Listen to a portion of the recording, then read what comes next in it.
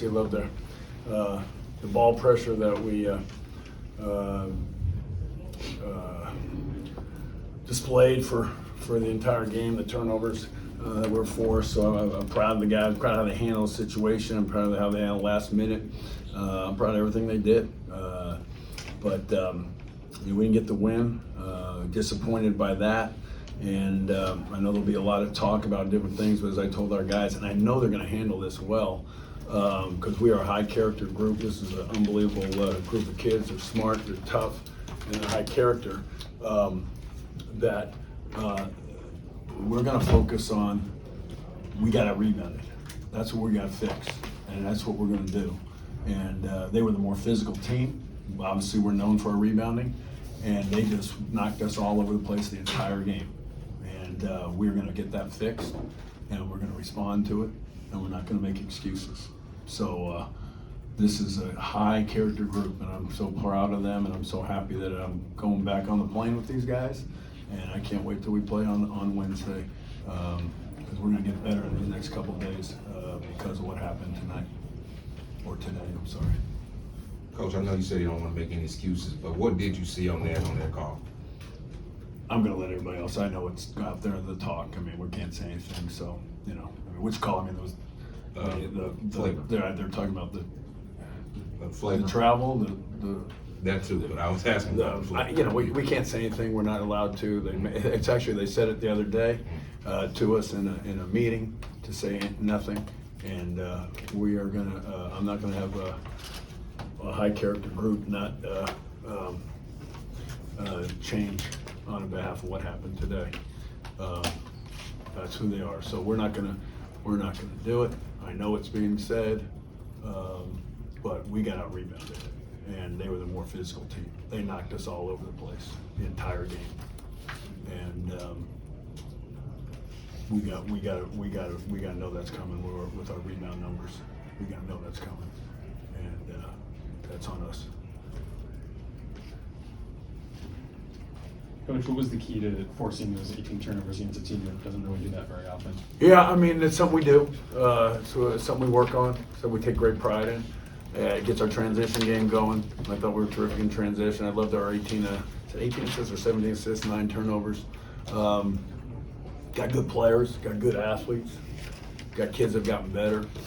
We got a lot of new guys, playing a lot of new guys, but they're getting it, they're understanding it, and I'm just proud of them. So I think that's it. We did, but they're a really good team, Kansas, and really well coached. We tried to get some push-off fouls or charging fouls. We couldn't seem to get those. Those would have been turnovers too that we could have forced, but somehow we couldn't get those. Moving screens, we couldn't get those either because I thought we did a good job fighting over screens, ball screens with the ball pressure. So that could have been more turnovers. But the activity, our load-ups were good. Our team defense, our help. And at times our ball pressure was good, at times. But we had some times where it wasn't where we needed to be. It was, something that we were gonna point out and get better at going forward. It's gotta be 100%. For any of you guys, obviously the crowd didn't have much of an impact. You guys were, every time KU kind of pulled away, you're right back with them. But what did you guys think about the atmosphere and how it, such a home court advantage for Kansas? What did you guys think about that? This is what college basketball is all about. Them up and down battles, them continuous possessions where one team scores and the other team comes back and responds. And the atmosphere in this building is legendary.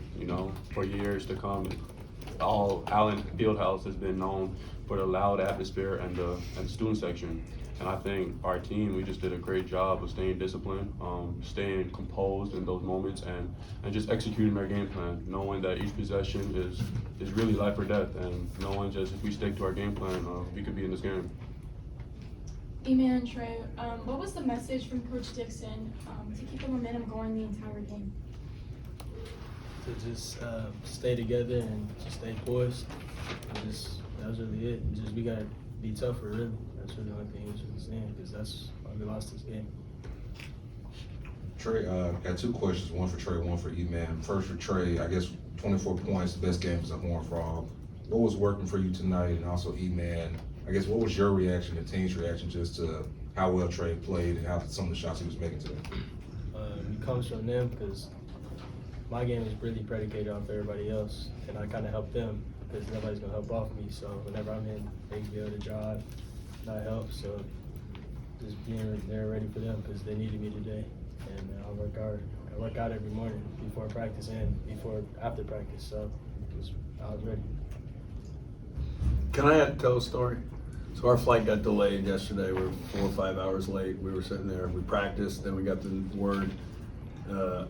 We left. This guy went back in the gym and started shooting afterwards to do it. So it just, as he just said, the kid's paid the price. The kid cares, and rather than mope about a flight being missed, he took it as an opportunity to get in the gym and shoot. And then we wanted to shoot here last night when we got here late and put in the time. So that's why I talk about high character. Emanuel, you talked about the athletes you guys have, and you've been on a lot of teams with a lot of good athletes. KJ Adams, can you talk about that matchup? Because he's one of the guys that can kind of match up with you. Yeah, you know, he's such a high character kid. You know, that's just a testament to how he was raised. I think he was raised unbelievably throughout the game. You know, me and him, we're talking, but it's one of those competitive talks, you know. I'm pushing him, he's pushing me, and we're not even on the same team. So I could only imagine what he does for his own team. I think he's an unbelievable player. He does a lot of stuff that doesn't show up on the stat sheet, but you know, he gets the job done. You know, he sacrifices his body, he sacrifices his mind, and he competes, and he's just one hell of a player. Jamie, can you follow that? You've got Hunter, you've got McCullough, you've got DeJuan. There's a lot of focus there on those guys. What do you do with KJ? What's a scout? What's You try to get some fouls on him. You try to get that, and you try to be physical. You try to get some offensive fouls because obviously they're fighting for position. We just couldn't get that done on that. You know, I mean, we wanted to front. We thought we'd get some push in the backs out of it, and we didn't. We didn't succeed in that, which I was surprised. That's a combination of ball pressure, a couple times it seemed like it was off balance. You should be off balance when you catch lobs in a crowd. Should be some travels that come out of that, but we didn't seem to get that. So again, but they're so good at the passing. But I thought we were so good at it too that we could counter it as well. But down the stretch, they're better. Somehow that lob got there and he caught it and he was able to not travel and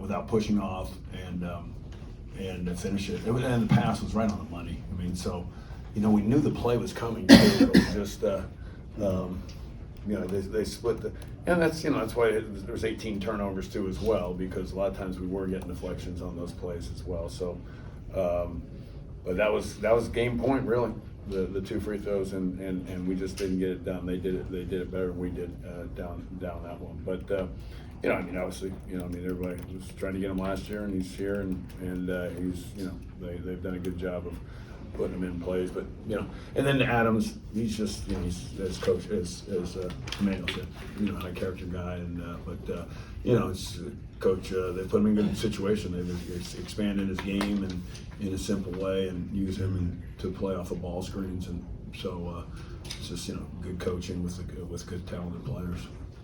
Do these last two here, Chris and Steven? Amen and Trey. How are y'all going to respond and regroup for y'all's next game?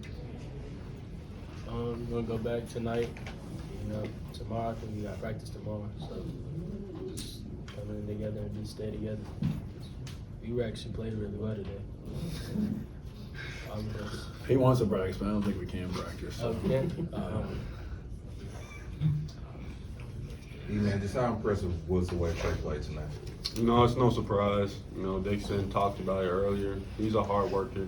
He puts in the hours, and when you put in the hours, great things happen. And I'm not surprised at all. When he got hot during that stretch where he hit a lot of big shots for us, you know, the whole bench, you could look at all our reactions. We're just happy for him because he puts in the work, you know. And I'm just extremely proud that he was able to showcase what he's been able to do. All right, thanks everyone. Peace, fellas. Thanks.